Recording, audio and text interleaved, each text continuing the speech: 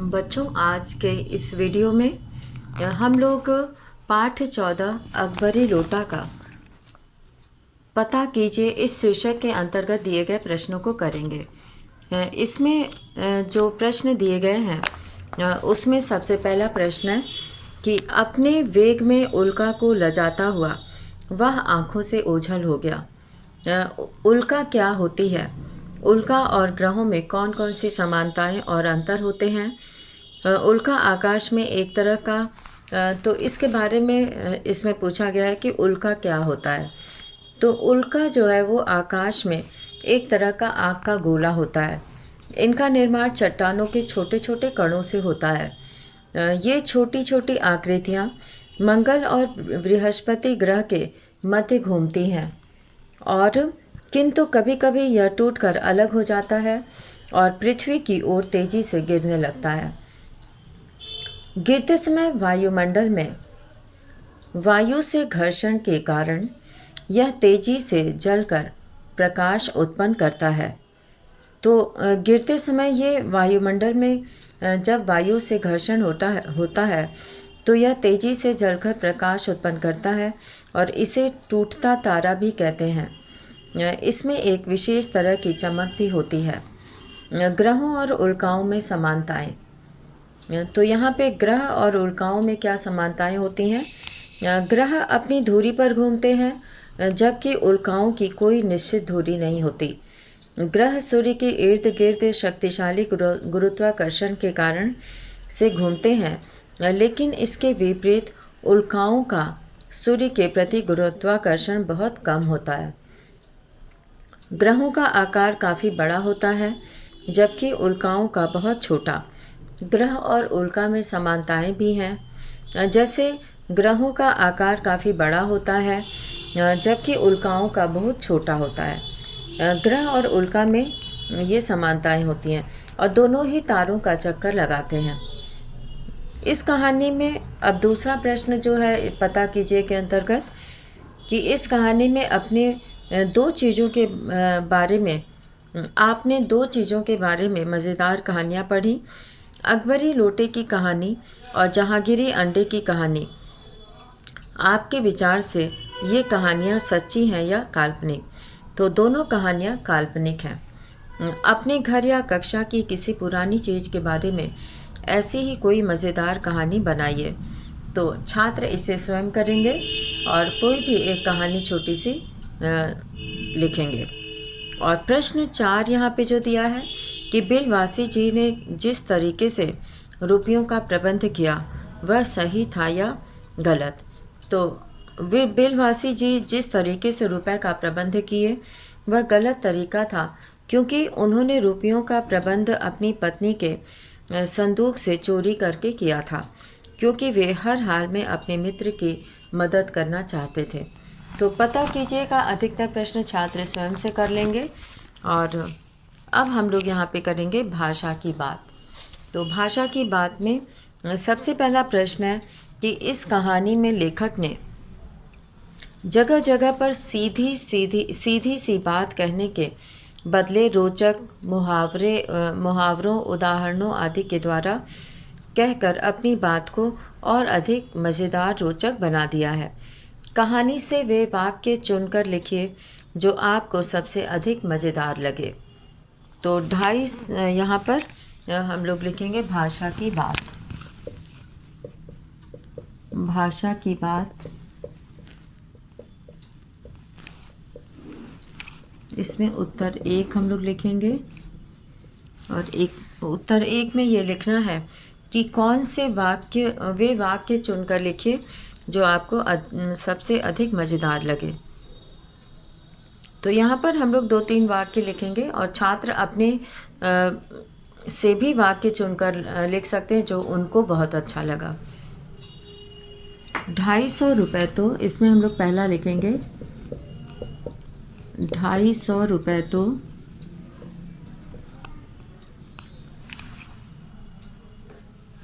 250 रुपये तो एक साथ आँख सेकने के लिए भी नहीं मिलते थे। एक साथ आँख सेकने के लिए भी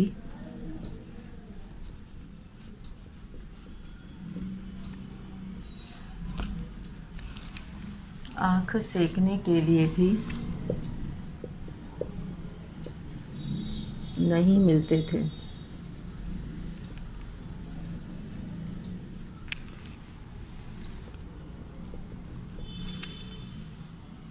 और दूसरा, अब जो एक काम पड़ा तो चारों खाने चित हो रहा है। अब जो एक काम पड़ा तो चारों खाने, अब जो एक काम पड़ा तो चारों खाने चित हो रहे।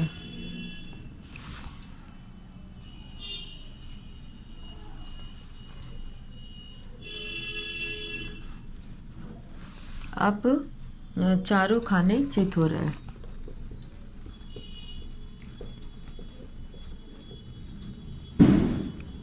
और तीसरा वाक्य हो सकता है, छात्र अपनी पसंद से भी वाक्य लिख सकते हैं।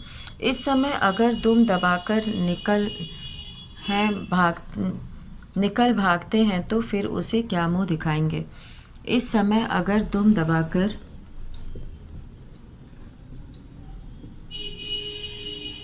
इस समय अगर दुम दबाकर निकल भागते हैं तो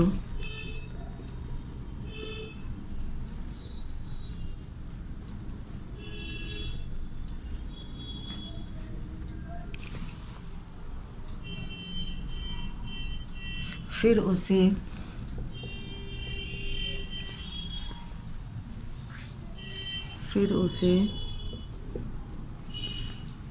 क्या मुंह दिखाएंगे।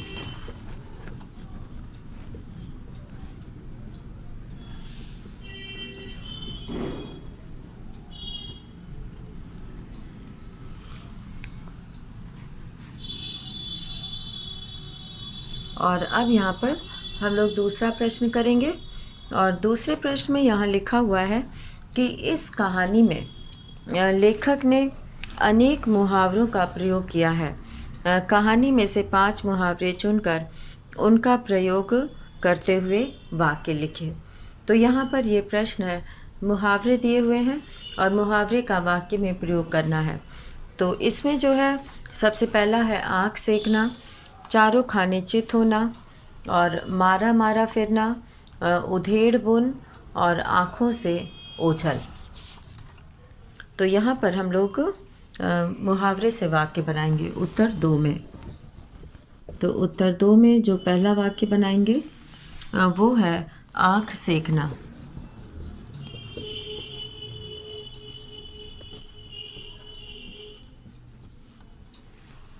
आँख सेकना मुहावरा, इतने रुपयों में भला क्या आँख सेकेगी। इतने रुपयों में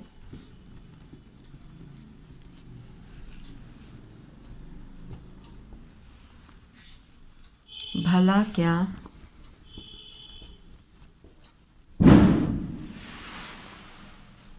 आँख सेकेगी।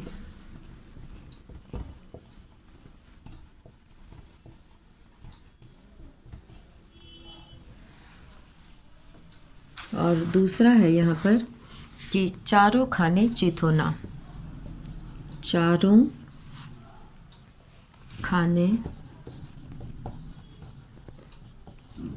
चित होना। इसका वाक्य बनेगा, मैं तुम्हें ऐसा मज़ा चखाऊंगा, मैं तुम्हें ऐसा मज़ा चखाऊंगा,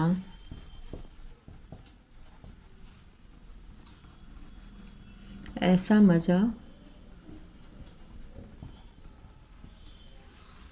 चखाऊंगा कि चारों खाने चित हो जाओगे। कि चारों खाने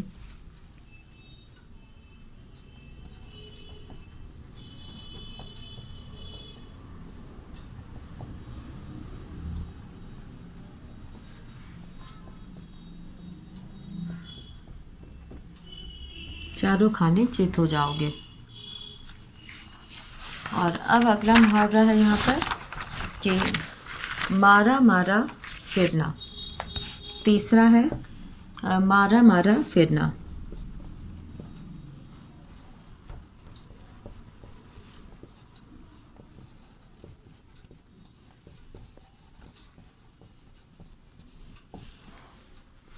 पिता की मृत्यु के पश्चात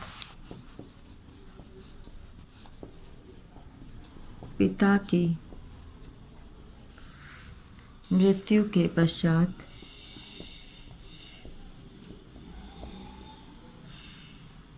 नौकरी पाने के लिए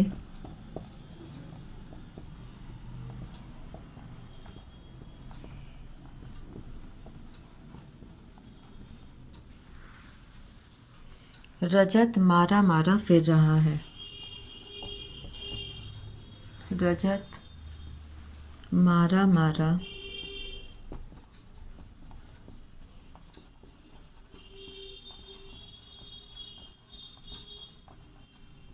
फिर रहा है।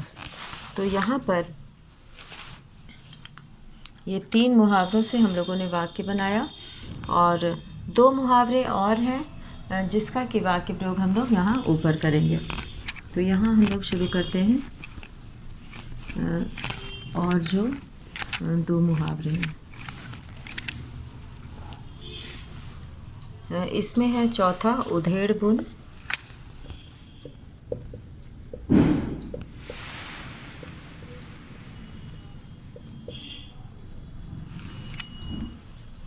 पिता की मृत्यु के पश्चात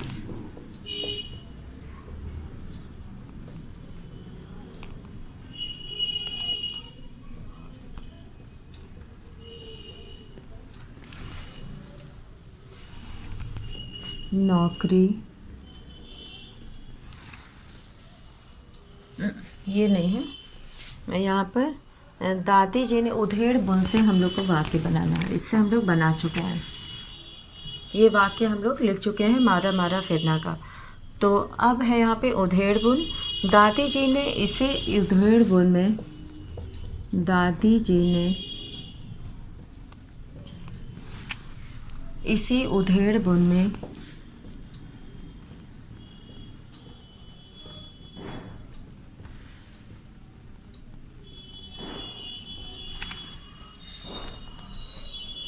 ही रात बिता दी।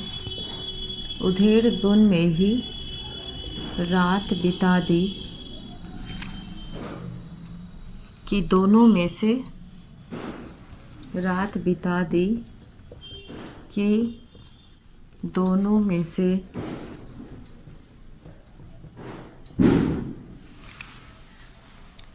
किस पुत्र के पास रहें।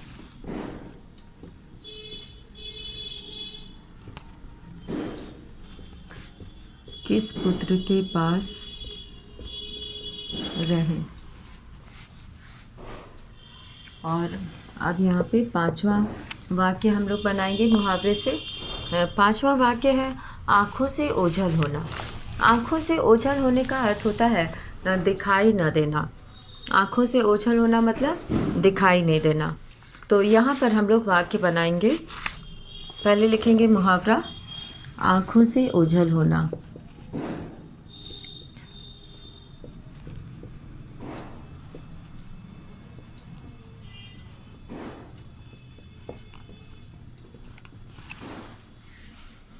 जादूगर की छड़ी घुमाते ही कबूतर, जादूगर के छड़ी घुमाते ही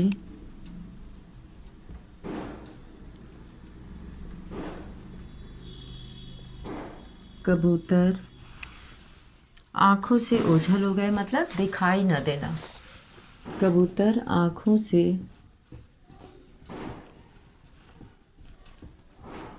ओझल हो गए।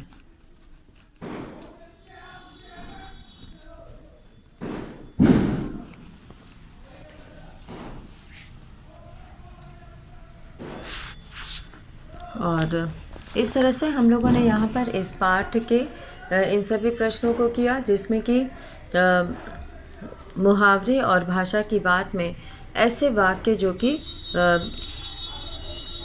अच्छे लगे हों, जो कि सुंदर और जिसमें वर्णन जो है वो रुचिकर और मज़ेदार लगा हो। तो ऐसे वाक्यों को यहाँ पर लिखना था। तो छात्र इसे अपनी पसंद के वाक्यों को भी यहाँ पर लिख सकते हैं और अपने से जो है इन मुहावरों का वाक्य प्रयोग भी कर सकते हैं। तो ज़रूरी नहीं है कि यही वाक्य लिखा जाए, तो छात्र इसे अपने से भी लिख सकते हैं। और यहाँ पर हम लोग एक प्रश्न यहाँ पे अन्य प्रश्न करके लिखेंगे कि लोटे के कारण उत्पन्न मुसीबत से लाला जी को किसने बचाया और कैसे। तो यहाँ पर हम लोग ये लिखेंगे अन्य प्रश्न, एक्स्ट्रा प्रश्न जैसे होते हैं। तो यहाँ पर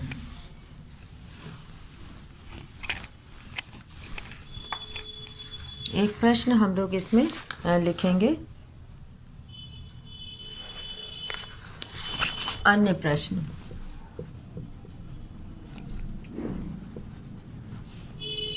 और इसमें हम लोग प्रश्न लिखेंगे कि लाला लोटे के कारण उत्पन्न मुसीबत से लोटे के कारण उत्पन्न मुसीबत से एक मेजर डगलस कौन था? मेजर डगलस कौन था? उसका क्या शौक था? उसका क्या शौक था? सप्रमाण लिखिए।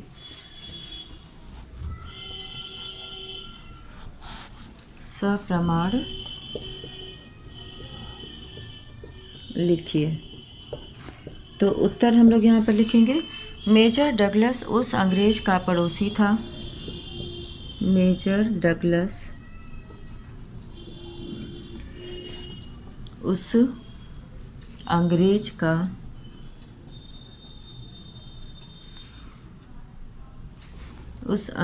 का पड़ोसी था।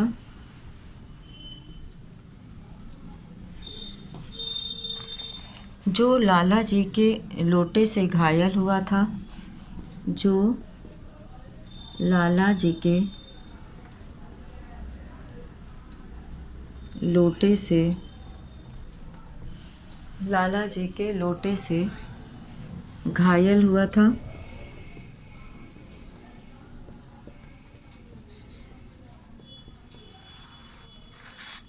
उसका शौक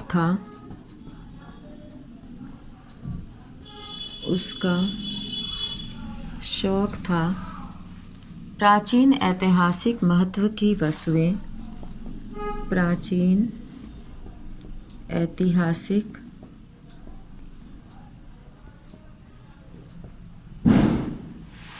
महत्व की पुस्तकें।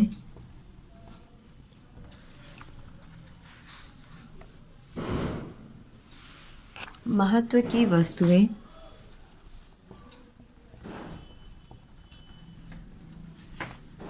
की वस्तुएं इकट्ठी करना।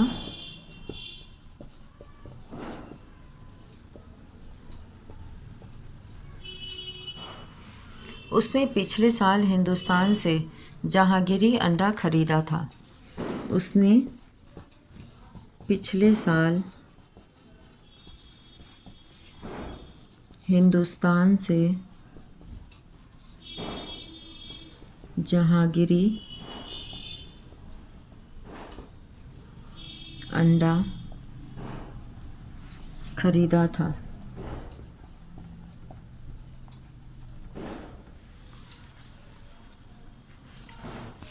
तो इस तरह से मेजर डगलस जो है वो उस अंग्रेज का पड़ोसी था। तो इसी के साथ आज का ये वीडियो यहीं समाप्त करते हैं। धन्यवाद।